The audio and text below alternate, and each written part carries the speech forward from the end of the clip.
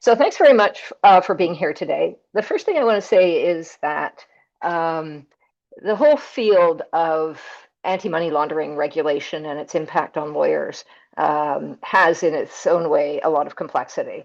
But what we're going to do today is talk at a much higher level.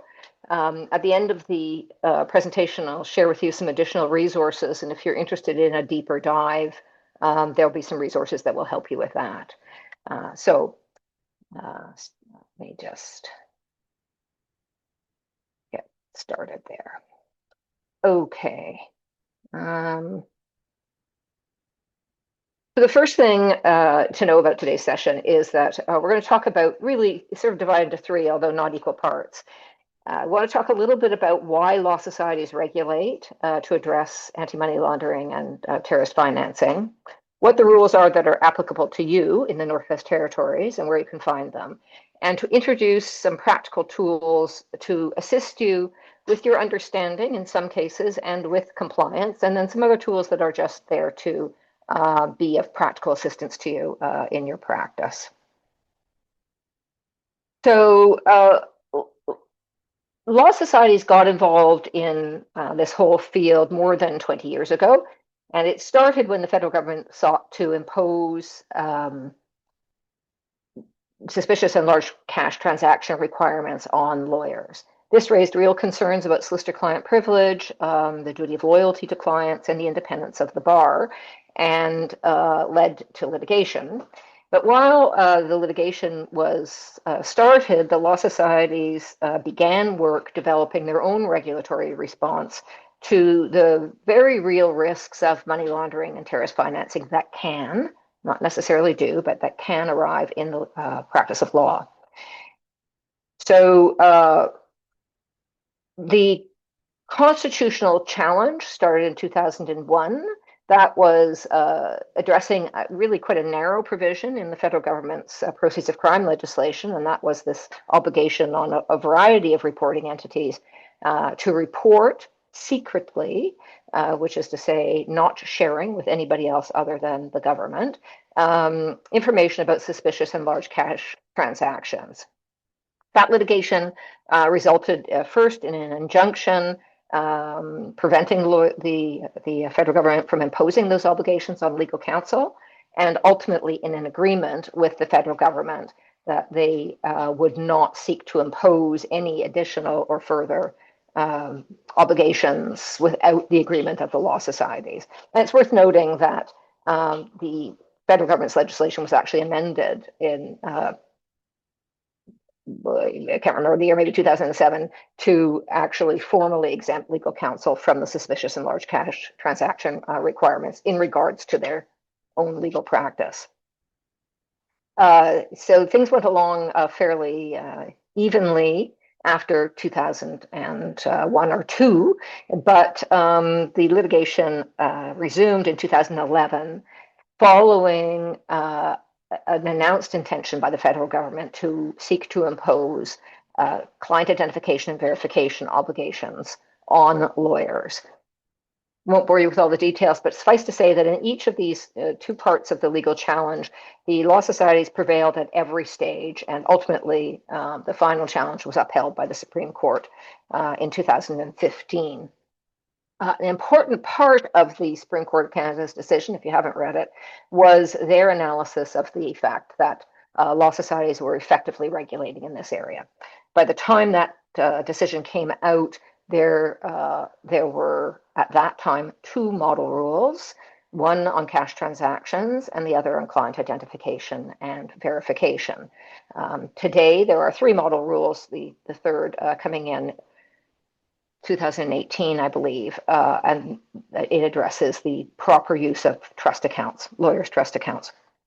Together, these model rules, which were developed collaboratively by the law societies through the Federation, the organization I worked for, and have been adopted by all law societies in the country. Together, they limit the amounts of cash that lawyers can obtain or take from clients, but probably most significantly, they impose extensive due diligence obligations on lawyers. So where are your rules? Well, they're in the Law Society's rules in a couple of places. You'll see on the screen precisely where they appear. And I will let you know that I will be sharing a copy of this presentation, which the Law Society can make available to you if you like. You'll see that there's some links in it and so on, and you may find that a simpler way of getting to the information in the future if you wish. So let's start with cash transactions, which in your case is Rule 98. Basically, this is a rule that limits the amount of cash you can receive in relation to a single client matter. So you could have a client with multiple matters. The limitation applies to each matter. It's $7,500. There are some exceptions. Received from a financial institution or public body, received from a peace officer, etc., acting in official capacity, money that's used to pay a fine, penalty, or bail, and perhaps more controversially, money received to pay professional fees and disbursements. And because there is some controversy about the latter, controversy really in critics of the profession, less from the profession itself. But because of that, refunds for any of these things, if you received a cash retainer, for example, and you don't use it all, these refunds have to be made in cash as well. And the reason for that is just that the purpose of people trying to run large amounts or any amounts of cash through any source, including lawyers, is to take dirty money and turn it into clean money. And the theory is that by keeping the reimbursements in cash, you thwart that.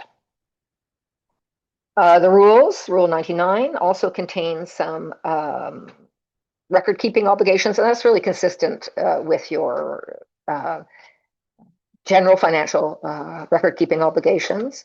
Not anything particularly extraordinary, with perhaps one exception, and that is that receipts, which you must give for cash, have to be signed both by the lawyer and by the person who's providing the cash, whether that's the client or a third party providing it on behalf of the client. So first thing I want to draw your attention to is this is one of the new resources that I have developed with the Law Society for their use. And I want to say right up front, there's a great deal of material out there developed by all of the law societies in the country, and the law societies have been freely sharing the information with each other.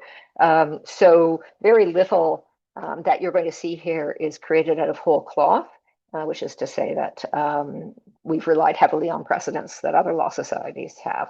So just going to take you, oh, I don't know if that, do you see that on your screen? Can somebody give me a thumbs up if you're seeing this thing that says receipt of cash checklist and looks like a form? No, maybe not. Okay. I'm going to just close that then. You will, in this presentation, which you will get a copy of, you will see a link to that. And this is really just a way, it can serve as a checklist because it asks you certain questions, so you can see whether or not you're allowed to accept the cash, whether it falls within any exceptions, so the amount can exceed $7,500 and so forth. And it also serves as a record for your own internal purposes. All right. Okay, now, client identification and verification. This is the rule that seems to, I guess I would say, create the most concern for lawyers. And I think that's a couple of reasons. When it was first introduced, and this may not apply to any of you, but when it was first introduced, it did change and impose new obligations. It changed the way lawyers needed to interact with their clients in terms of information they needed to get upfront at the start of a retainer. So I think some of the concern initially was it seemed complicated, it was new, why did they have to do this, and so forth. But I think going forward, the real concern is it's a long rule and it has a lot of parts, and that makes it seem complicated. So the good news is it's actually not. It's actually quite straightforward. There are two parts to the client identification and verification rules. One is identification and the other is verification. Identification is really straightforward. You have to identify your clients whenever you are retained to provide legal services. There are a few exceptions, like if you were working for a corporation and your client is your corporation, it's also your employer. You don't have to identify them, but essentially you identify all of your clients. Verification, which is another step, is only required when you are engaged in or give instructions regarding the receiving, paying, or transferring of funds. So you don't actually have to do the transfer. If you are instructing on the transfer, you have to verify the identity of clients and third parties in some cases. Okay, so let's start. So those are the two parts.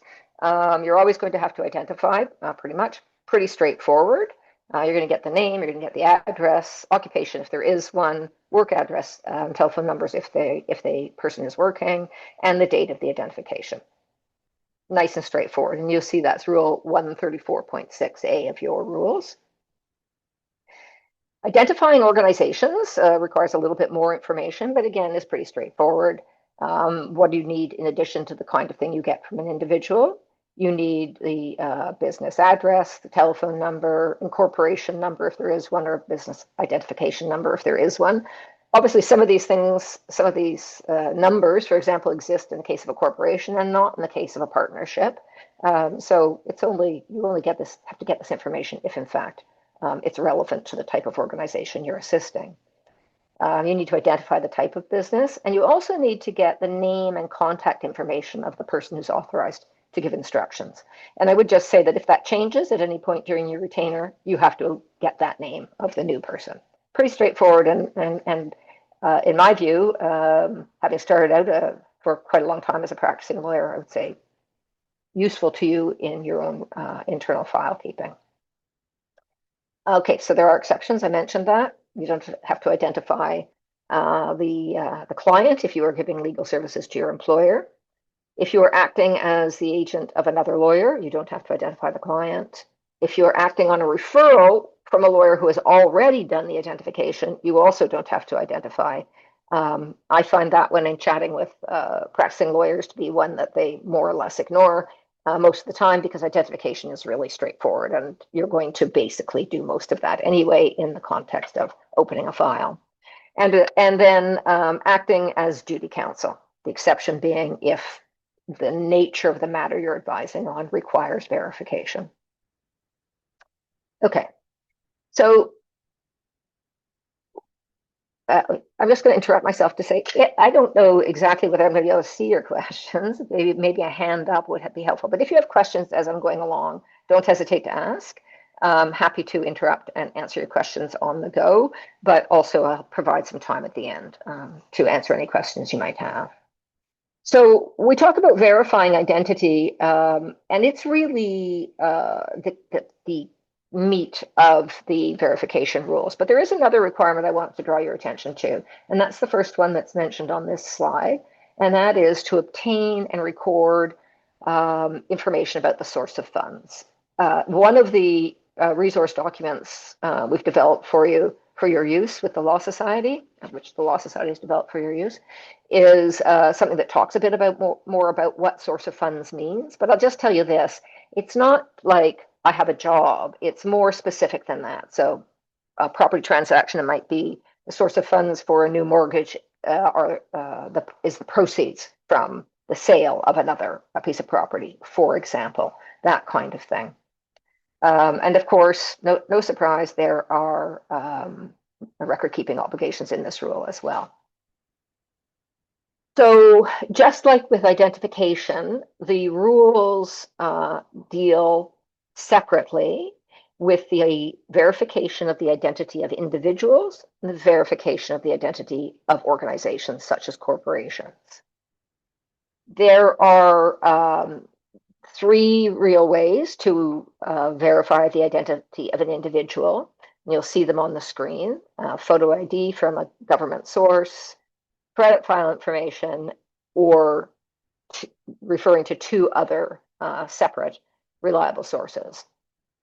In my experience, most lawyers, most of the time, are relying on government-issued photo ID. There are occasions in which that might not be available. I don't know any lawyer that uses the credit file method, so it's still there in the rule, still in the model rule as well, but it is, I guess it's sort of clunky and not that straightforward, and we have found over the years that it's not much referred to by lawyers. But the other way that lawyers do sometimes verify identity is relying on these reliable, independent sources of information. So this could be, for example, a utility bill that's got the individual's name and address, um, or some other form of a government document, might be some kind of a statement that also that has that, or the name and date of birth. Could be information, confirmation of a deposit or a credit account with a financial institution. Um, you have to, these documents have to be valid and current. Of course, a lot of people today are going to get those documents online, um, and the rules have in the past required that you get the original, see the original, um, and that really requires the cooperation of your client to help you with that. You can rely on a copy, however, as provided for in the rules. You could also rely on an agent to do all of this for you, and you may rely on an agent anytime you choose. You must rely on an agent in certain circumstances, which are laid out in the rules. There is more information if you don't want to bother going to the rules in some of the documents I'm going to show you at the end. Some of these new resource documents that provide an overview of this rule and others. All righty. Okay, so when do you have to do the verification? When it's an individual, you have to do this upon engaging in or giving instructions about the transfer of funds. And this also, this timing also applies to a situation where you are verifying the identity of the person authorized to give you instructions for an organizational client. So there's no delay permitted. You have to do that contemporaneously. Okay, so organizations, same thing as with individuals. You've got to get information about the source of funds. If an organization was created or registered pursuant to legislation, a corporation is probably the best example. You're going to be looking for written information from a government registry that confirms the existence and the name of the organization, including the names of its directors where applicable. This could be a certificate of corporate status rather, or an annual filing, that sort of thing. But of course, there are other types of organizations. You're not going to be able to go to that kind of an independent source. And in that case, you can rely on the documents that set up the organization, such as a partnership agreement, articles of association, trust, the document setting up a trust, and so on. Now, of course, it's not that simple with organizations. There are additional requirements. So in addition to verifying the identity of the organization, you also have to make reasonable, well, you have to identify the directors. You have to make reasonable efforts to identify the shareholders and beneficial owners. This is all set out in Rule 134.9. The interest here is in people or it could be another organization that own or control 25% more of an organization or the shares of an organization. So it's not everybody, right? You don't have to identify every single shareholder. You don't have to identify every single beneficiary. It's really, we're looking at something that is, it creates more control over the organization. Where we stand today, there are very limited directories of beneficial owners. This has been one of the most difficult things. The government's legislation requires identification of beneficial owners, but there are not in most jurisdictions any directories, publicly available directories of beneficial owners. There are beginnings of that in British Columbia, I think possibly in Quebec and federally. But of course, when we're talking about Corporations, most corporations are not registered, or most businesses are not incorporated federally. Um, they are incorporated pursuant to provincial or territorial statute. So the requirement isn't an absolute one. It's a requirement to make best efforts to obtain and, if obtained, to record. And there are also requirements to take reasonable measures to confirm the accuracy of what information you do get. And that might be that you can imagine, for example, that your client gives you a list of beneficial owners, and you may be looking to other sources, such as they are, and I acknowledge that they are limited, such as they are, to confirm that information. So what do you do if you can't get the information at all? And that definitely happens. You and that At that point, you're going to make reasonable efforts to collect and confirm the identity of the senior managing officer. And then you are going to take steps which are outlined in the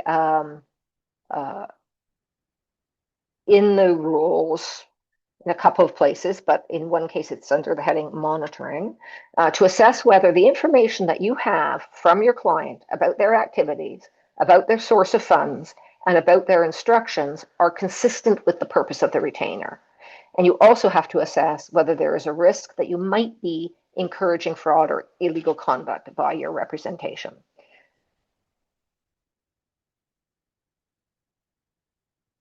With organizations, you get a little bit more leeway, largely because it's more complicated.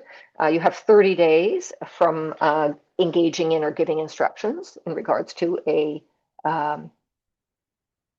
financial transaction to go through these verification steps. There are exceptions, and these exceptions apply to both organizations and individuals. You don't have to verify where the client is or the funds are paid to or by a financial institution, public body, or reporting issuer, and in limited other circumstances. And you'll see that those circumstances bear some correspondence to the rules for accepting cash. So I just want to highlight two other important requirements. And the first is the duty to withdraw. Now, this duty is set out in your rules, but this is also in essence, is a rule that has its roots in the rules of professional conduct and your ethical obligations. And that rule requires you, it is mandatory that you must withdraw from representation if you become aware, or you should have become aware, in other words, you can't be willfully blind, that continuing will put you in the position of assisting with criminal activity. Now, I referred to the monitoring obligations in the context of what you do when you can't get certain information with regards to corporations. But this is also a general ongoing obligation. So where you have a matter that involves a transaction, you have to periodically consider the same factors. Is the information you have about the source of funds, for example, the instructions and so on, is this all consistent with the purpose of the retainer? Really, you're not going to get into this, you're not likely to get into this, for example, in a simple financial transaction. Let's say you were engaged by a client to deal with a residential real estate transaction, and it's a simple purchase and sale and the work that goes along with it. The chances are you're not going to be representing the client in those matters long enough to have to do any ongoing monitoring, but you might in other contexts. So it's important to be aware of that rule. Then there is then there are the rules on use of a trust account, and this rule, which is in your Law Society's rules at Rule 100, it's also repeated somewhere else, but I honestly, as I sit here, can't recall. It's a little further on in the rules. But essentially, you cannot use your trust account for anything other than purposes that are directly related to legal services that you or your law firm are providing in this context. So what's that all about? That's about not treating your trust account as a vehicle to do what we call mere banking, or flow through. And the reason for that is it has been used, and that method, unscrupulous criminal clients seeking to launder money have used the ability to flow money through a lawyer's trust account as a way of laundering funds. So there's one of the earliest cases was out of British Columbia where a lawyer, I think the amounts are, it's about $25 million, flowed through the lawyer's trust account. The lawyer provided no legal services whatsoever and simply took the money into the trust account, paid the money out to other parties, and got a percentage for fees. And that lawyer was found to have assisted with laundering money. Now, in the particular case, these circumstances were ought to have raised suspicions that the lawyer was involved in illegal conduct. And of course, as you'll recall, I've highlighted that obligation to withdraw in those circumstances. Okay, so to help you with your client identification verification obligations, we have created several documents, and there are 3 or 4 others that will be posted soon. That are more of in the nature of templates that you can use in your practice if they prove useful to you. So the first one, and I really want to be able to show this to you, so I'm going to figure out how to make this come up so that you can see it. I have to change what I'm sharing. My daughter's telling me that's very good, and then how the heck do I do that? Yeah.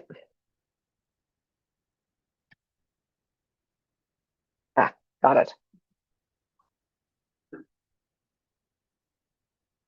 There's the finder. There we go. Okay. So hopefully you are now seeing this document that has the Law Society's logo and says Client Identification and Verification Overview. That document goes through all of the things I've just talked about in a simple one-page form. So it's a kind of a quick reference where you can just look at it and say, what do I have to do here? Oh, that's great. It's all there. You can always go both to the rules and to other resources that I'm going to come to in a couple of minutes to look at in more detail if you have questions. But that's the first document. Now, I have to get back here and open the next one. And just want to make sure that I am sharing what I want to share with you. Yeah. Okay. There we go. Okay. Similarly, this is really hard to see in its form right now, and I appreciate that. The print is quite small. For whatever reason, it won't let me go to the full screen, so I'm not going to try. But what this does is it's a sort of a flow chart, right? You're going to look at what is the activity you're doing. You're providing professional services, so that takes you to client identification. You are next activity, you are dealing with receiving, paying, or transferring funds. That takes you to the verification requirements, and so on. And it has a summary at the bottom of the methods for verification of both individuals and organizations. Then the final document here is a document on source of funds. I mentioned this earlier. This is a really brief, it's just a page and a half, but it goes through what you need to get, and why it matters, right? Because I think this was something, again, that lawyers, when the rule was first introduced, it caused quite a lot of consternation, I guess I would say, amongst lawyers who were concerned that it was intrusive and so on. The purpose here is part of your due diligence. So, for example, and this is an example we use in some other resource materials I'm going to talk about in a moment. Let's say a young person, 19 years old, comes into your office and says they want your assistance in purchasing a piece of property. They tell you they're a student, they live on their own, they have no job, their parents don't support them, and they want to buy a house and or any kind of property, and the purchase price of that property is $500,000. And you are going to ask where the money is coming from. Now, perhaps they inherited money from somebody; it's entirely legitimate. Perhaps they inherited a piece of property in the past and have sold it, and the transaction, this new transaction, also has the hallmarks of legitimacy, but perhaps not. And there have been cases like that. Sometimes people seeking to launder money, and the purchase and sale of real estate is one of the tried and true methods of laundering money. And so they will sometimes use proxy buyers and sellers who get paid some kind of a fee for assisting with that. So that's why you have to get the information about it. And you'll see that this document gives you some idea of what you have to get and what you have to do with the information when you get it.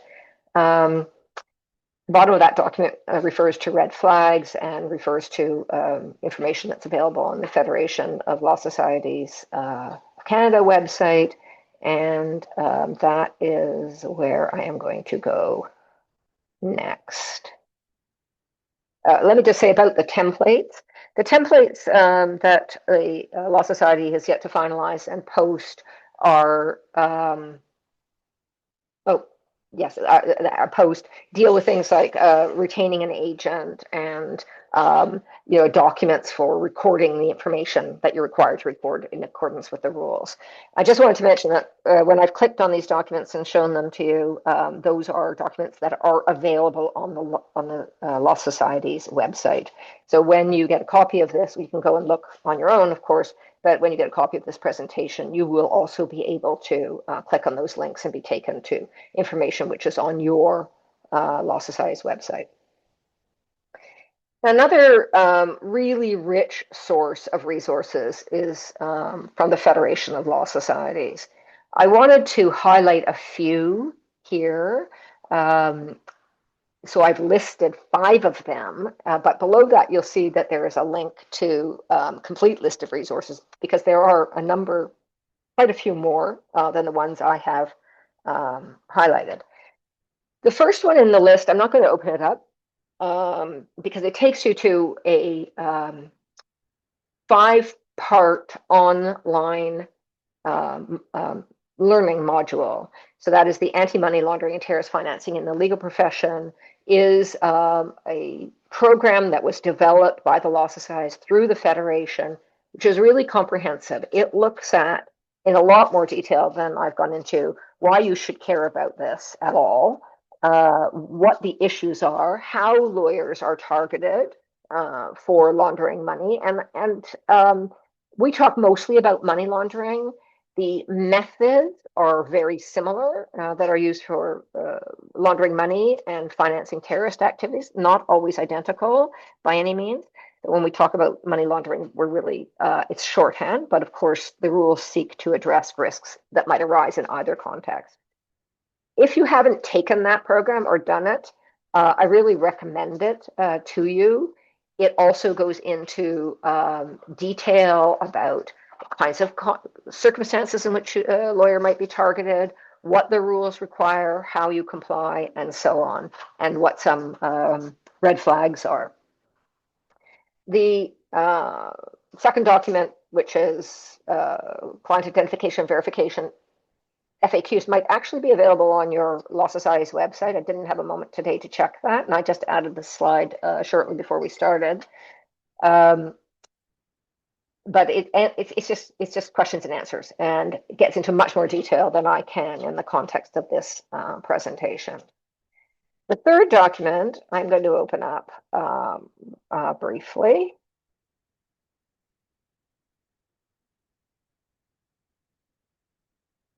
Okay. So this is, I like to think of this as like a desk reference. This is a long, quite long, you can see it's more than 30-odd pages, guidance to the legal profession, which was developed to get into the nitty-gritty about the rules, to anticipate and answer questions, to lay out all of the requirements. It's not as immediately useful when you just want an answer to a quick question. Do I have to verify here? What's the document I need to verify? That stuff you will be able to get from the documents that the Law Society has developed. But it goes into a lot more detail and anticipates some of the issues and how you deal with them. So it's worth knowing about it, and it's worth referring to it if you have a more detailed question. Okay, let's get back to the presentation. Okay. The final two documents that I've listed here are about risk. So the first is a document that talks about risk assessment and compliance, and the second is intended as a quick reference guide. There are other documents on the Federation's website that look at risk. I will open up the quick reference and share that with you.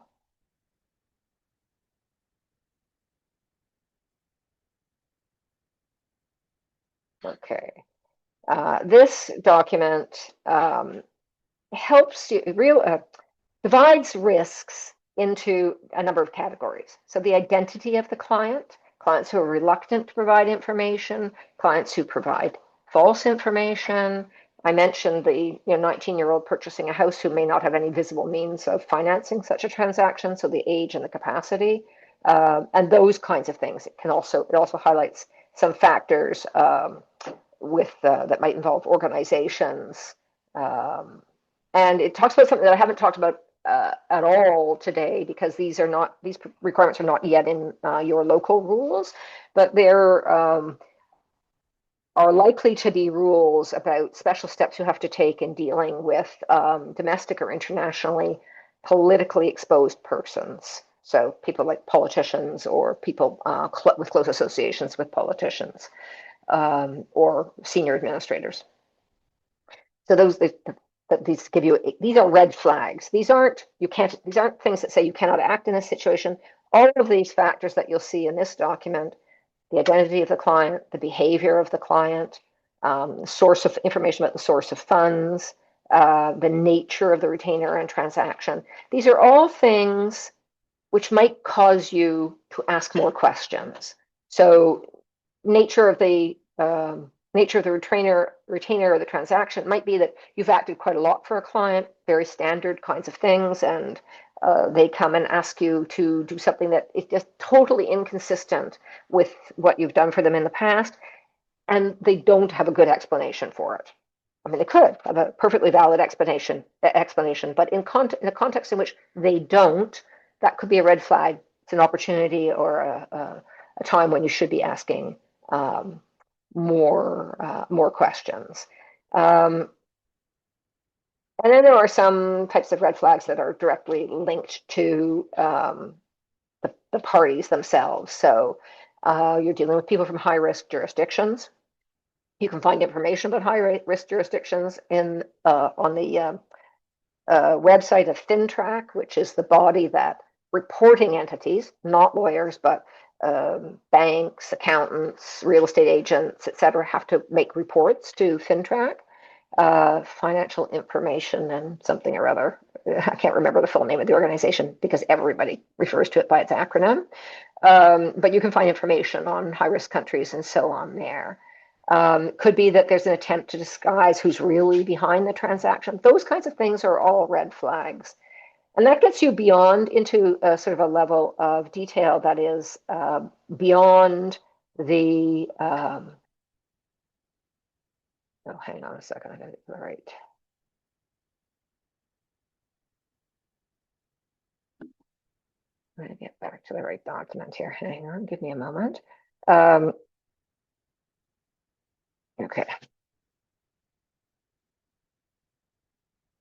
Beyond the simple requirements of your local rules, and I'm not going to get into any more detail on those things today, but I wanted to let you know about those resources because they're the next step. You may, I don't know what your individual practice contexts are, this may all be old news to you, in which case I highly recommend you go to some of these more detailed resources. But if it's not, a good place to start is with the information provided in this presentation and in the resource documents that you'll find on the Law Society's website. If you have more detailed questions, I encourage you to go to these more these additional resources that the Federation has made available.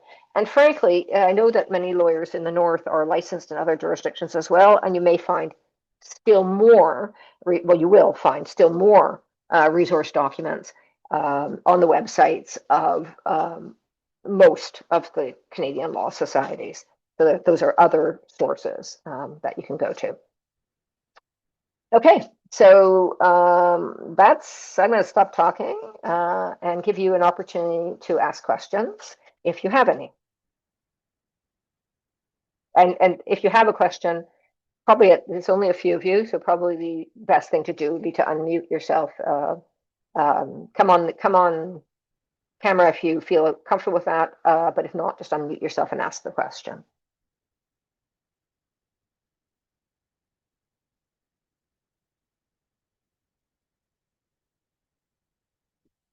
Okay, I don't see any questions. So in that case, I'll wrap up early. So you can just say that I've given you back some of the time you set aside today for this presentation. So thanks very much for attending. It's been a pleasure to present to you.